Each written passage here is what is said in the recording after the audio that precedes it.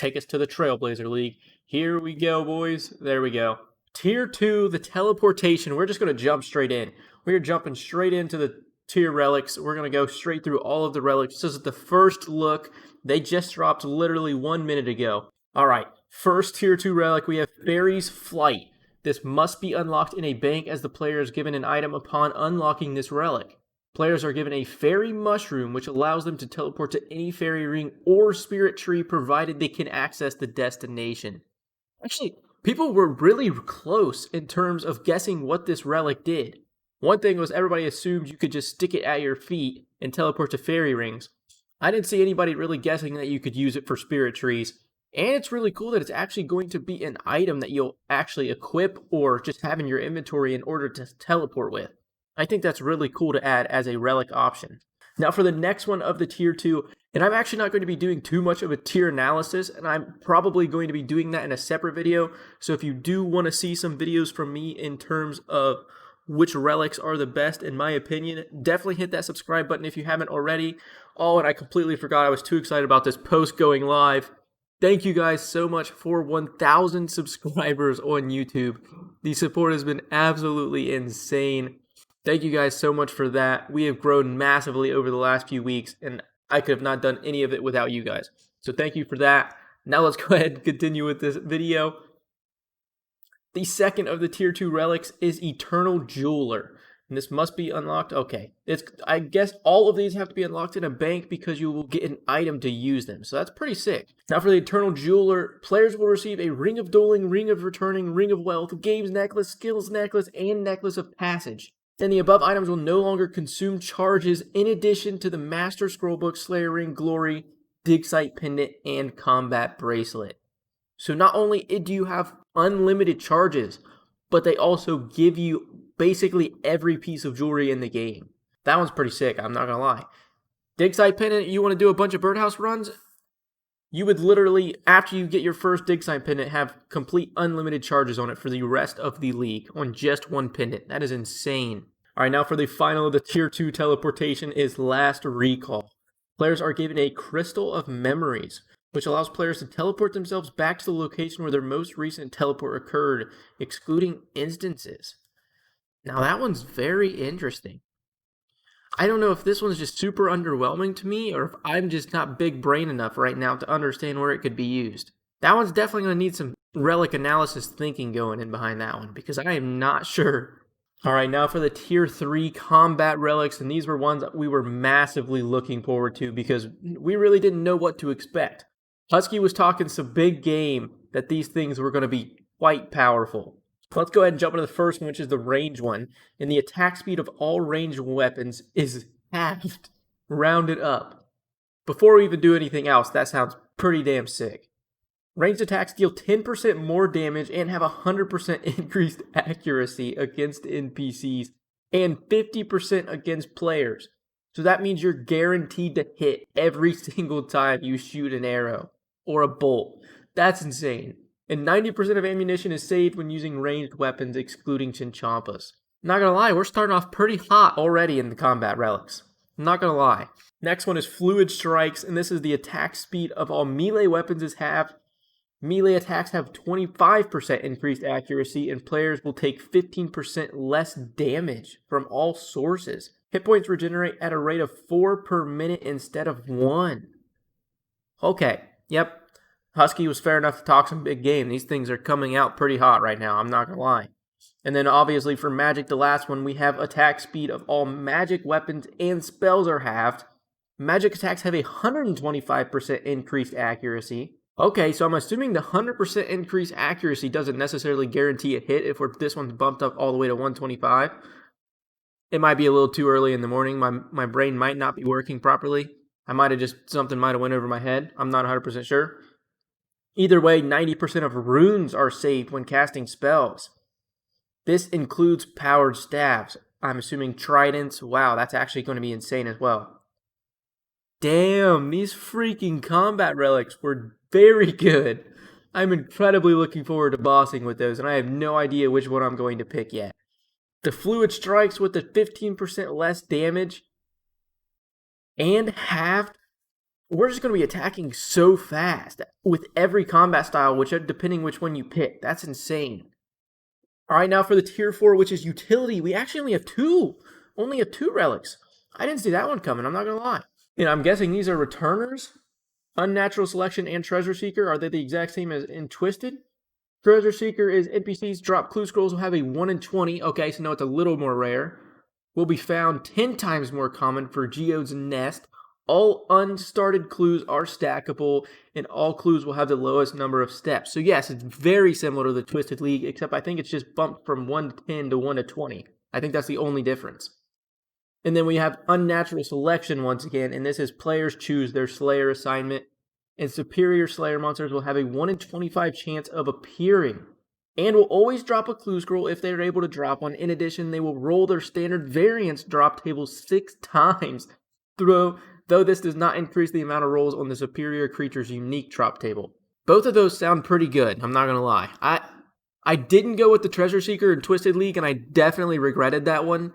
But I really like the fact of being able to choose my Slayer assignment. And I'm going to be doing a bunch of Slayer in this league, so that's going to be a difficult decision once I get there. All right, now we're moving on to the second class of skilling tiers.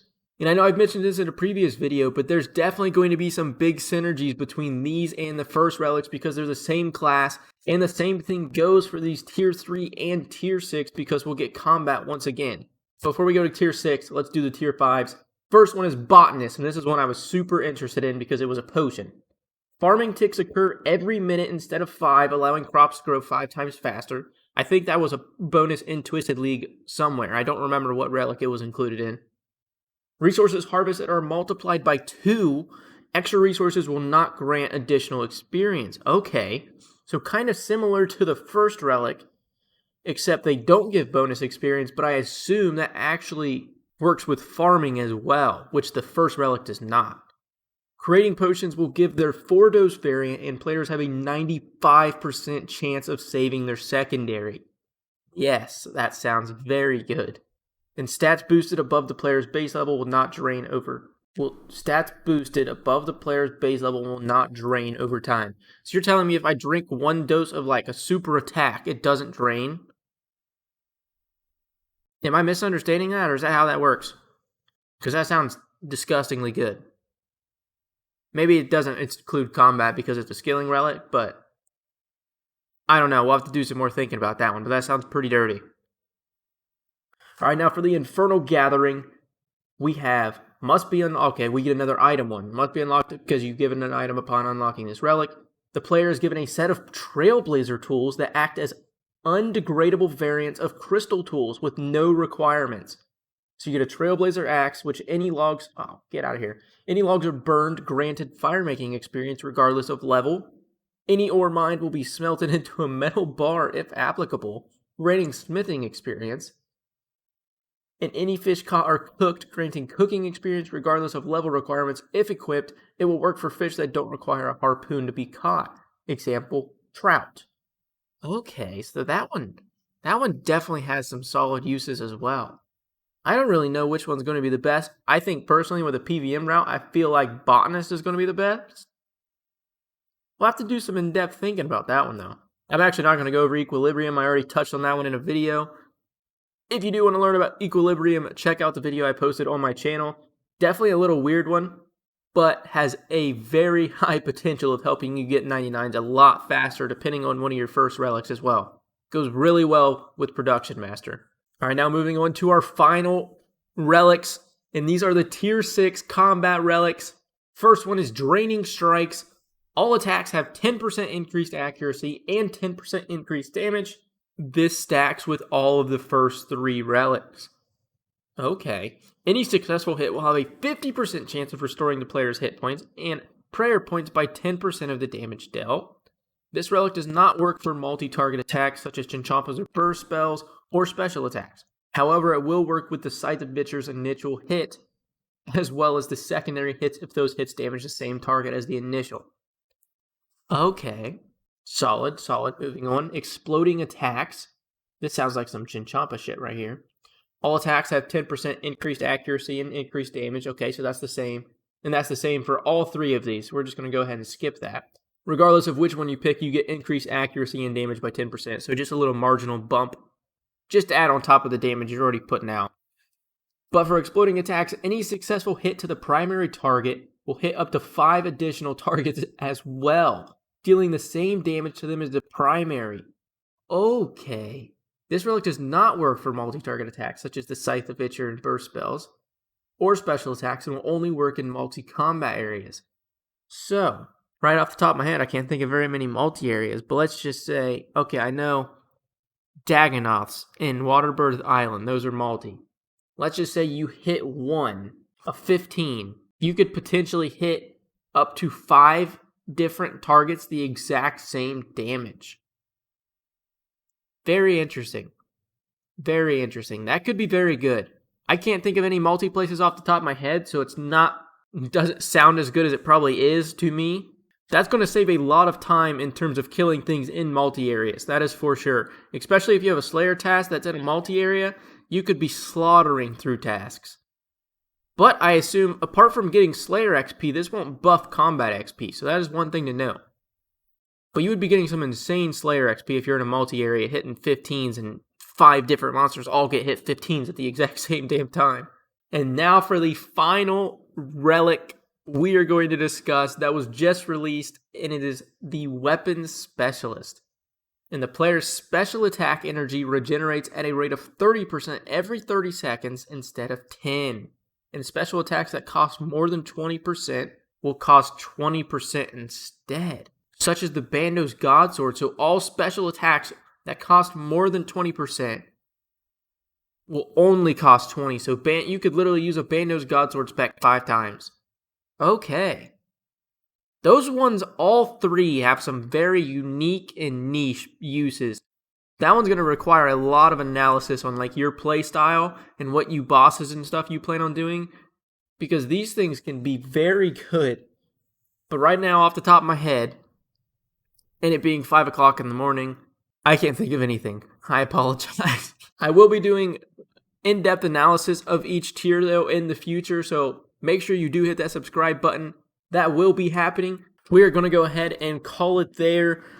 I hope you guys enjoyed the video. If you did, consider dropping a like and consider subscribing for plenty of other League content that's going to be coming on this channel. Also, my Twitch will be down in the description below, and we will be live streaming as soon as this video goes live. So go ahead and click that link and come over and let's chat Trailblazer before release. I'll be in here talking about all the relics and really kind of what my thoughts are currently on them. And then in probably a little bit time, we are going to be starting out with Trailblazer League. I could not be more excited. I hope to see you guys there, and good luck on day 1.